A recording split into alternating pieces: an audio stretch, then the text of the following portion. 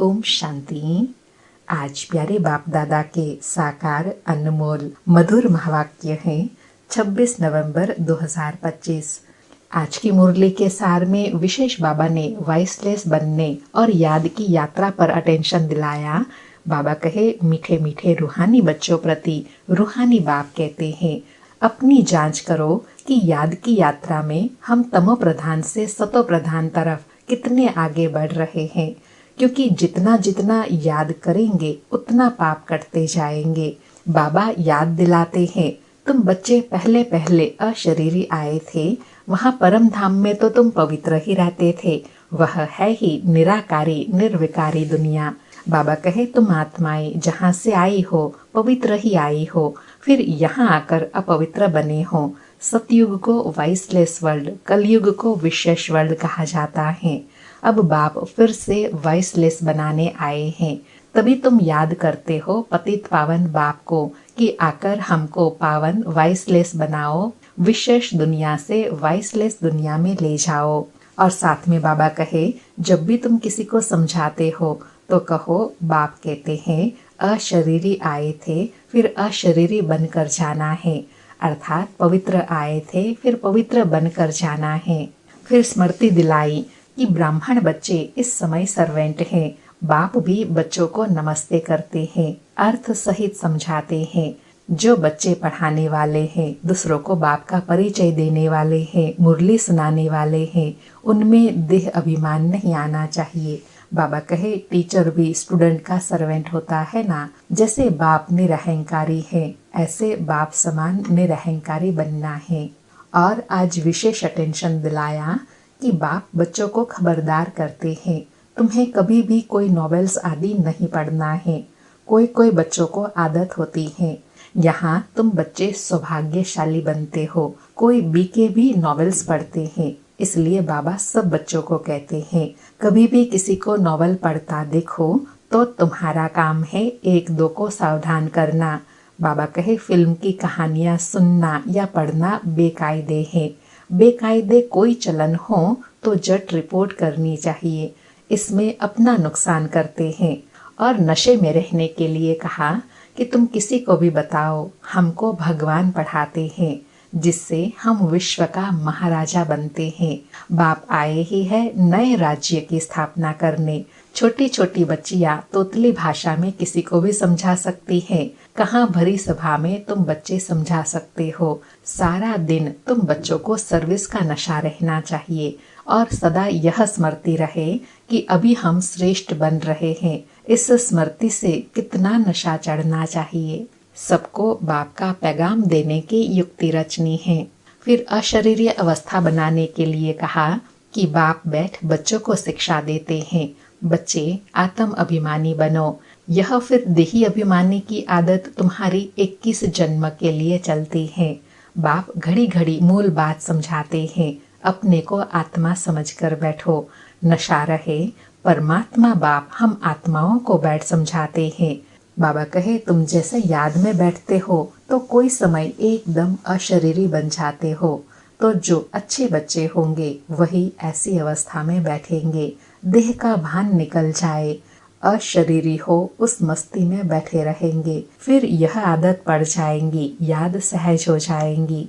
और सेवा की विधि बताते कहा कि तुम्हारे पास बड़े चित्र भी हैं, छोटे भी हैं, बड़ी चीज होंगी तो देखकर पूछेंगे यह क्या उठाया है, तो तुम समझा सकते हो, तो तुम बच्चे समझा सकते हो। हम मनुष्य से देवता, बेगर टू प्रिंस बन रहे हैं। दिल में बड़ा उमंग, बड़ी खुशी रहनी चाहिए। हम आत्माएं भगवान के बच्चे हैं, हम आत्माओं को भगवान पढ़ाते हैं। बाबा हमको नैनों पर बिठाई अपने साथ ले जाएंगे, ऐसे रूहानी नशे में रह समझाना है।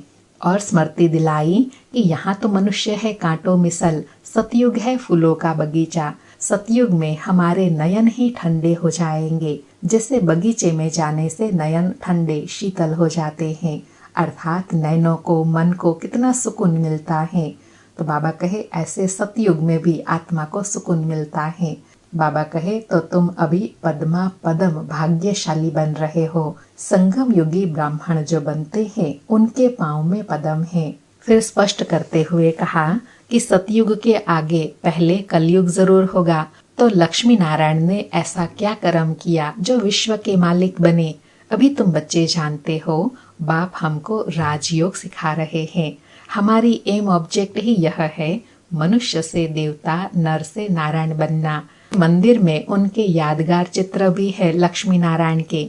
बाबा कहे, जब किसी से भी बात करते हो तो नशे से बात करनी है। शिव बाबा कहते हैं, मुझे याद करो तो पाप मिट जाएंगे। हम एक शिव बाबा के सिवाय और किसी को भी याद नहीं करते।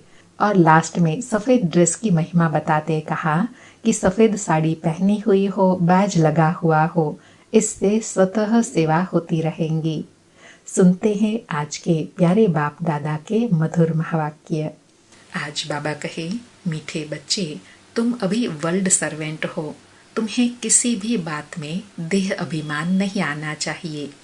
मीठे बच्चे, तुम अभी वर्ल्ड सर्वेंट हो। तुम्हें किसी भी बात में देह अभिमान नहीं आना चाहिए। आज मुरली से प्रश्न है, कौन सी एक आदत ईश्वरीय कायदे के विरुद्ध है जिससे बहुत नुकसान होता है? कौन सी एक आदत ईश्वरीय कायदे के विरुद्ध है जिससे बहुत नुकसान होता है? उत्तर में बाबा कहे, कोई भी फिल्मी कहानियां सुनना व पढ़ना, नॉवेल्स पढ़ना, यह आदत बिल्कुल बेकायदे है। इससे बहुत नुकसान होता है। बाबा की मना है, बच्चे, तुम्हें ऐसी कोई किताबें नहीं पढ़नी है। अगर कोई बीके ऐसी पुस्तकें पढ़ता है तो तुम एक दो को सावधान करो। आज मुरली में गीत बजा, मुखड़ा देख ले प्राणी। सारी मुरली से धारणा के लिए सार है। पहला पॉइंट, एम ऑब्जेक्ट का चित्र सदा साथ रखना है। नशा रहे कि अभी हम श्रीमत पर विश्व का मालिक बन रहे हैं। हम ऐसे फूलों के बगीचे में जाते हैं जहां हमारे नयन ही शीतल हो जाएंगे। दूसरा पॉइंट है, सर्विस का बहुत बहुत शौक रखना है। बड़े दिल व उमंग से बड़े बड़े चित्रों पर सर्विस करनी है। बेगर टू प्रिंस बनना है। आज प्यारे बाबा ने वरदान दिया, कर्मों की गति को जान, गति सदगति का फैसला करने वाले मास्टर दुखहर्ता सुख करता भव। कर्मों की गति को जान, गति सदगति का फैसला करने वाले मास्टर दुखहर्ता सुख करता भव।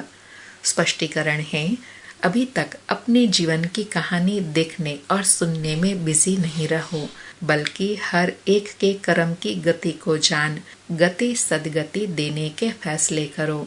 मास्टर दुखहर्ता सुख करता का पार्ट बजाओ। अपनी रचना के दुख अशांति के समस्या को समाप्त करो। उन्हें महादान और वरदान दो। खुद फैसिलिटीज सुविधाएं न लो, अब तो दाता बनकर दो। यदि सेल्वेशन के आधार पर स्वयं की उन्नति व सेवा में अल्पकाल के लिए सफलता प्राप्त हो भी जाए तो भी आज महान होंगे, कल महानता की प्यासी आत्मा बन जाएंगे।